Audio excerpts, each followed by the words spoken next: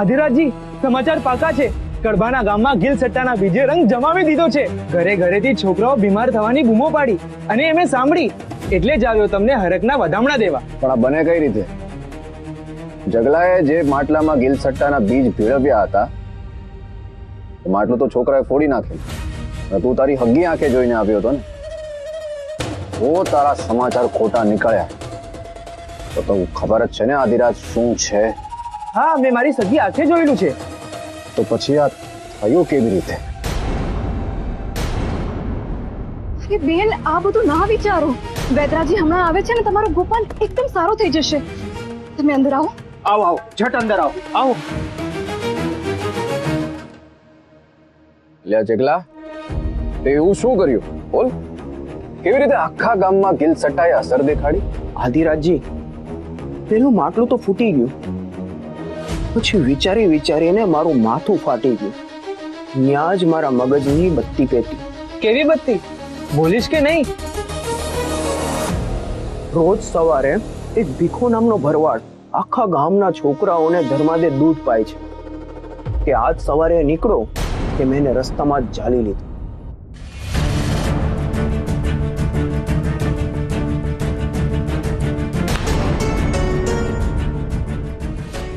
એ ભીખલો ચીડાઈને લાકડી લઈને મારવા દોડ્યો. એને એમ કે કોઈક છોકરા એનો ચાળો કર્યો છે.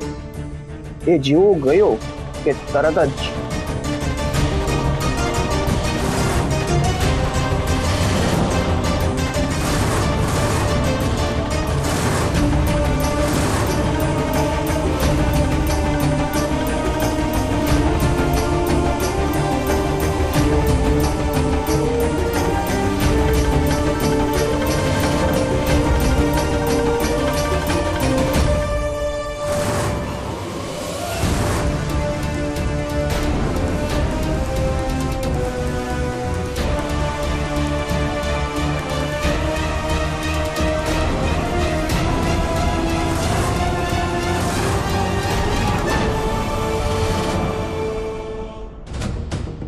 વાહ જગલા વાહ. હવે આપણે છોકરાઓ મરવાના હશે ને, એ ઘડી આપણે એમને જઈને બચાવીશું. પણ એ પેલા પેલી સાવિત્રી ગામની બહાર જવી જોઈએ. વેદરાજજી, આનું શરીર તો અંગારાની જેમ તપે છે. હા વૈતી, જુઓ ને શું થયું છે. તાવ ઉતરવાનું નામ જ નથી લેતો. ત્યાર સુધી તમે આપેલા બધા જ ઓસડીઓ પાય, મારી દીકરી આંખ જ નથી ખોલતી. કઈ તો બોલો, શું થયું છે આમને? થાય શું? આ તો બધું નક્કી જ હતું ને. કરે કોઈ ને ભરે કોઈ.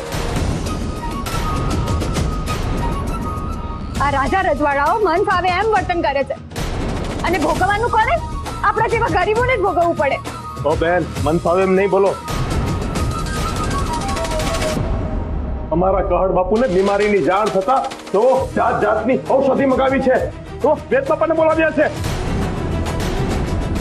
આ કોઈ રોગચાળો નથી જે ઔષધિ એનો ઈલાજ થાય. આ કોપ છે, કોપ, બાપજીનો કોપ. હા, પેલી પાપી જ્યાં સુધી આપણા ગામમાં હશે ત્યાં સુધી આવા સંકટ આવતા જ રહેવાના. બેન, આવું બધું ના બોલો. નિરાધારને આશરો આપવાથી ભગવાન રાજી થાય, આપણી મદદ કરે, આપણા પર સંકટ ના આવે. એવું છે તો અમારા બાળકો સાજા કેમ નથી થતા? કોઈ તો બોલો ને, એમને શું થયું છે? વૈદ્યજી, તમે તો કઈક બોલો. હવે તો મને પણ સમજ નથી પડતી. બને એટલી બધી જ ઔષધિનો ઉપયોગ કરી છે, પણ તાવ વધતો જ જાય છે. મગજ ઉપર તાવ ચડી ગયો તો સ્થિતિ વધારે બગડી શકે એમ છે.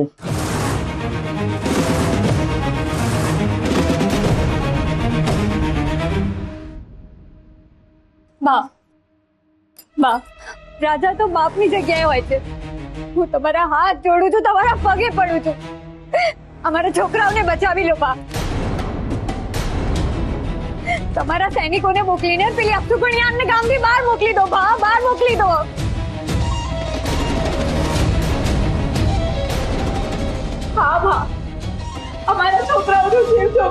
છે, કંઈક કરો. જો તમારા બાળકોનો ઈલાજ તો વૈદરાજ કરી રહ્યા છે અને મેં એક સૈનિકને ખાસ દોડાવ્યો છે વિલાયતી દવા માટે, પણ એ બાઈ આ ગામમાં જ રહેશે એ નિર્ણય થઈ ચૂક્યો છે અને એમાં કોઈ ફેર થઈ શકે નહીં.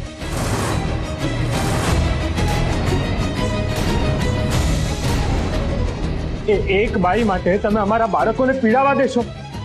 જો આપણે બાઈને કાઢી નહીં મૂકી શકીએ, પણ જો એ જાતે ગામ છોડીને જતી રહેતી હોય તો આપણે એને રોકવી પણ નથી. હા બા, તો પછી એ બાઈએ અહીંયાથી જવું જ પડશે. હા, અમે બધા એનો બહિષ્કાર કરીશું. ના એને કુએ પાણી ભરવા મળશે, અને કોઈ ખેતરમાં કામ પણ નહીં મળે. અનાજ પાણી નહીં મળે ને તો જાતે જ જતી રહેશે અને પછી બાપજીનો કોપ પણ ઉતરી જશે.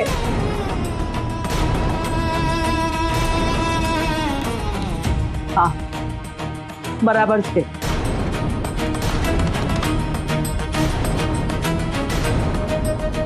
હા, હવે તમારે ખાલી એટલું કરવાનું છે કે તમારા ઘરથી એને અનાજ પાણી કાંઈ ન મળે, નકર એ અહીંયા જ રહેશે.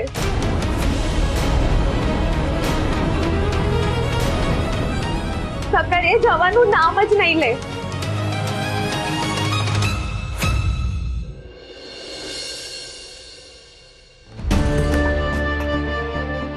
હે મારા મહાદેવ, આ નાના નાના બાળકોની રક્ષા કર. તમને જોઈએ તો અમારા પ્રાણ લઈને પણ બાળકોની જીવનની રક્ષા કરો મહાદેવ. કાકા આવ થોડો ઓછો થયો છે, પણ હજી સુધી એકય બાળક ભાનમાં નથી આવ્યું. વૈદરાજ શું કહે છે? અરે કાકા, વેદરાજ તો પોતે ડરેલા છે અને એ કહે છે કે આ કોઈ બીમારી નથી, આ તો કોઈ ઈશ્વરનો પ્રકોપ છે. એના પાસે કોઈ ઈલાજ નથી કાકા. મને વૈદરાજનો ડર બરાબર સમજાય છે. આવા કોઈ પણ કુદરતી કોપમાં જો વૈદ પાસે કોઈ ઈલાજ ના હોય ને તો ગામ લોકોનો બધો કોપ વૈદરાજ પર ઉતરે છે. આવું પહેલા પણ થયું છે. બાળક કરતા વધુ જોખમ વેદરાજ પર છે. ગમે તેમ કરીને બાળકો સાજા થવા જ જોઈએ. આપણા તરફથી કોઈ પણ મદદ જોઈએ ને ગામવાળાઓને મળશે એવું કહી દેજો. ઠીક છે. ક્યાં જાઓ છો તમે લોકો? બાપુ, સાવિત્રીને એમના બેન ભૂખ્યા છે, એમને કંઈક ખાવાનું આપવું એ આપણી ફરજ છે. જો કુંવર, માત્ર તારા કહેવાને કારણે મેં એ બાઈને આ ગામમાં રહેવાની પરવાનગી આપી છે, પણ અંજળ પાણી બંધ કરવા એ આખા ગામનો નિર્ણય છે.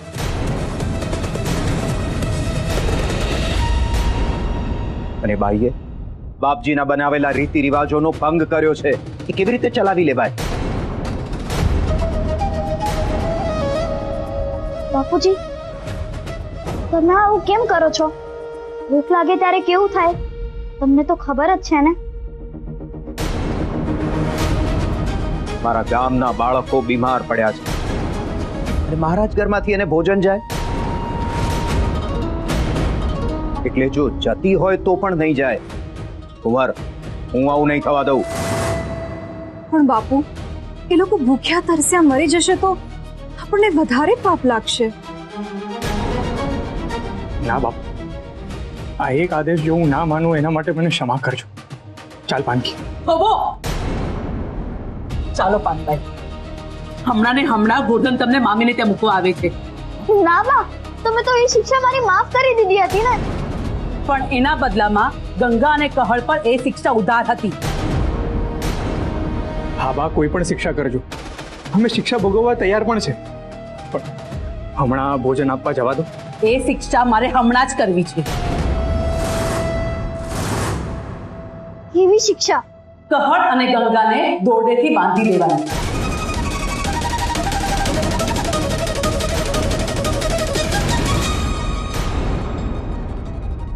માં, એટલે અમે સાવિત્રીને આ ભોજન ના આપે એ માટે તમે અમને બાંધશો? હા, એમ સમજ. તમે બંનેવે મને વચન આપ્યું છે, જો તમને આ શિક્ષા મંજૂર ના હોય તો પાનભાઈની શિક્ષા તૈયાર છે. ગોરધન, લઈ જા અમને. ના ના ના, બા, બા, પાનકીને કોઈ શિક્ષા ના કરજો. અમને તમારી શિક્ષા મંજૂર છે. ગોર્ધન, છોડ પાન બનાવીને લે જા, જઈને દોઢું લઈ આવો. જા જા.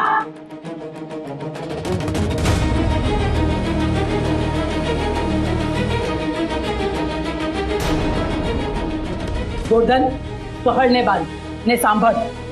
આ બંને જણા દોડું છોડવાનો પ્રયાસ કરે તો તરત જ પાનબાઈને એમના ગામડે લઈ જજે.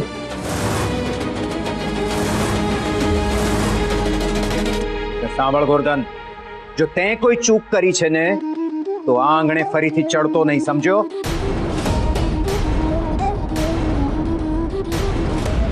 અમે તમને પહેલા પણ કીધેલું કે અમે લોકો બાપજીના આપેલા નિયમોમાં કોઈ બાંધછોડ નહીં કરીએ, પણ તમે માનતા નથી. તમે અમારા માટે કોઈ ઈલાજ બાકી છોડ્યો નથી, એટલે અમારે આ કરવું પડે છે. બાપજીએ કહ્યું હતું, જો અધર્મના રસ્તે ચાલનારને સીધા કરવા માટે સામ, દામ, દંડ, ભેદનો ઉપયોગ કરવામાં આવે તો એમાં કોઈ જ પાપ નથી.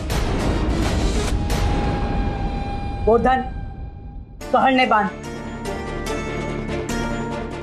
લાવ, ગંગાવો, આવશો તમે?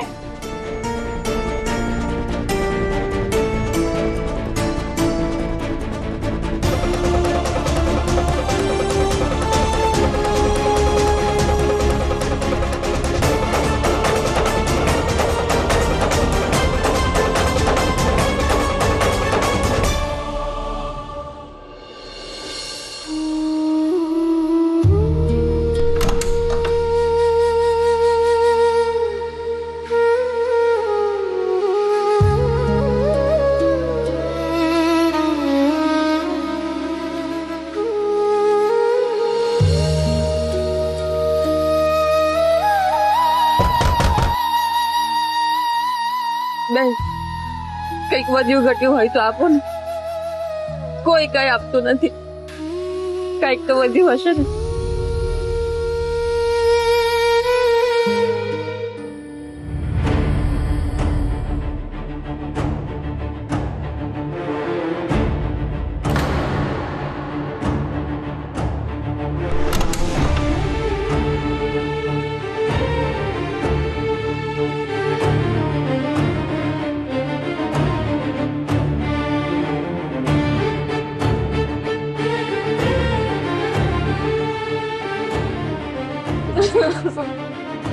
મને ભૂખી મારી નાખો, પણ મારી નાની બેનનો શું વાંક છે? એના માટે તો કંઈક આપો. હું એમાંથી એક કોળીઓ એ મોંમાં નહીં મૂકું, એક દાડો એ મોંમાં નહીં મૂકું. કંઈક તો આપો.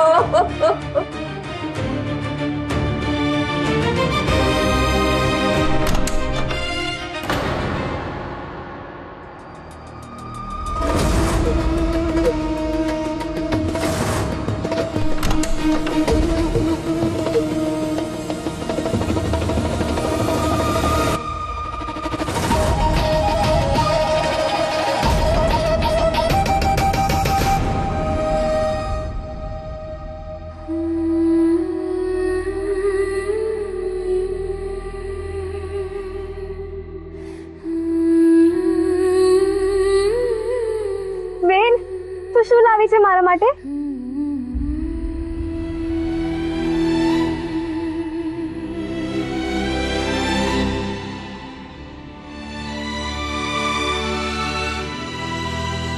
હું થાકી ગઈ છું, હું હારી ગઈ છું. હું તારા માટે કઈ જ ન લાવી શકી નાનકી, કઈ જ ન લાવી શકી. એ લોકો કહે છે એમના બાળકો મારા કારણે બીમાર પડ્યા છે. હું શ્રાપ છું, શ્રાપ, શ્રાપ છું. મારા માથેથી પાણીનું માટલું ફોડી નાખ્યું.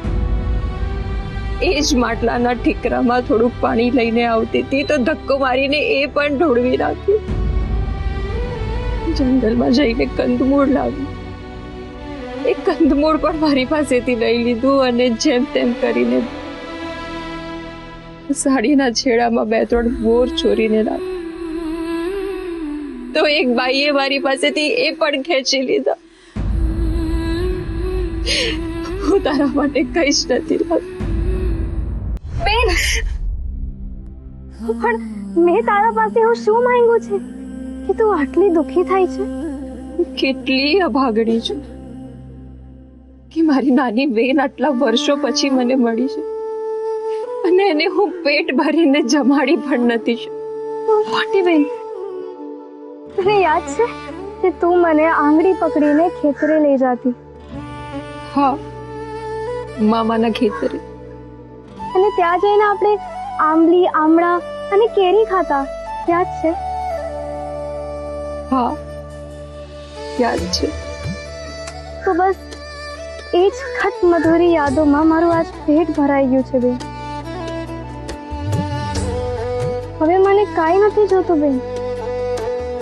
તું બસ મને છોડીને હવે ક્યાંય નહીં જાતી. બોલ, ક્યાંય નહીં જઈશ ને? નહીં જો, ક્યાંય નહીં જો. તારા સિવાય એમ પણ મારું છે જ કોણ.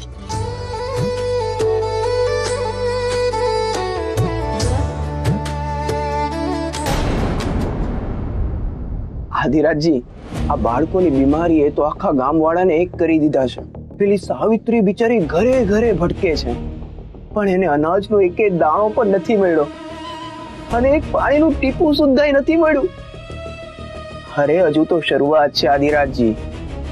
હજી ધીમે ધીમે જોવો, ગામવાળાને બધાને મારી સાથે મેળવીને એની સાથે શું કરું છું. વાહ જગલા, અને ગામવાળા તો એમાંય ડરપોક છે, પણ પેલો કહળસંગ અવળચંડો છે. એ જોયું ને એ દિવસે પેલી સાવિત્રીના ભાગના કોડા પોતે ખાવા આવી ગયા. એ સખણો નહીં બેસે. ના ના ના આદિરાજજી, આ વખતે તો એ પણ કઈ નહીં કરી શકે. મેં મારા કાનેથી સાંભળ્યું છે કે વખતુબાએ કહળ બાપુ અને ગંગાબાને ઘરની અંદર દોરડેથી બાંધી રાખ્યા છે, એટલે એ કોઈની મદદ નહીં કરી શકે. વાહ, હવે પડ્યા પાસા પોબારા.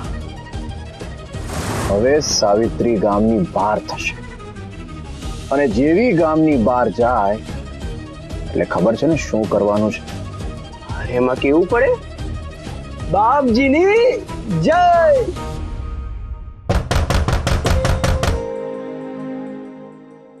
ગંગાબા હશે.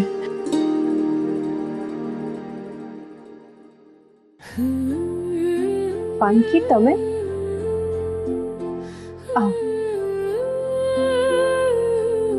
હા, મારા બાપુ અને બેનબા અહીં આવી નથી શકતા, એટલે કોઈને ખબર ના પડે એવી રીતે હું રસોડામાંથી આ લઈને આવી છું. તમે લોકો ખાઈ લેજો. હાલો. અરે પણ કોઈ જોઈ ગયું હોત તો મેં કેમ યાદી કરી? મારા બાપુ અને બેનબા જે કરવાના હતા એ મેં કર્યું, એમાં શું? ઈશ્વર તમને હંમેશા ખુશ રાખે. જ્યાં સુધી તમારા જેવા દયાળુ લોકો આ દુનિયામાં છે ત્યાં સુધી કોઈ દુઃખી નહીં રહે. મારે જવું પડશે. બાને ખબર ના પડવી જોઈએ. મને જ્યારે મોકો મળશે ને ત્યારે હું જમવાનું આપી જઈશ. કોકના રસોડામાં ઘૂસી જવાની મને નાનપણથી ફાવટ છે.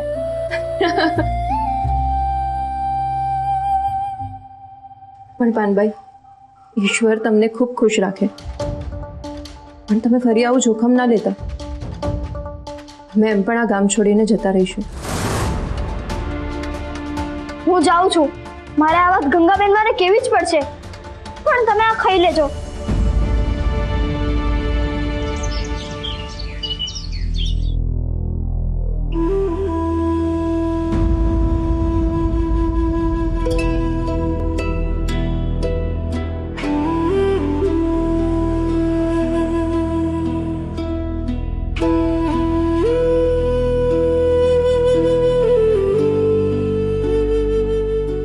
ગોરધન, આ બંનેના હાથ ખોલી દે, પણ હા, જમ્યા પછી હાથ બાંધી દેજે. રેવા દે ગોરધન, હાથ ખોલવાની કોઈ જરૂર નથી.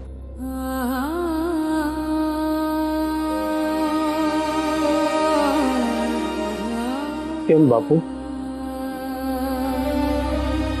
એક શિક્ષા માએ અમને આપી છે, હાથ બાંધવાની. અને ભૂખી સ્ત્રીને મદદ ન કરવા માટે બીજી શિક્ષા અમે અમારી જાતે આપી છે. શું બોલો છો તમે?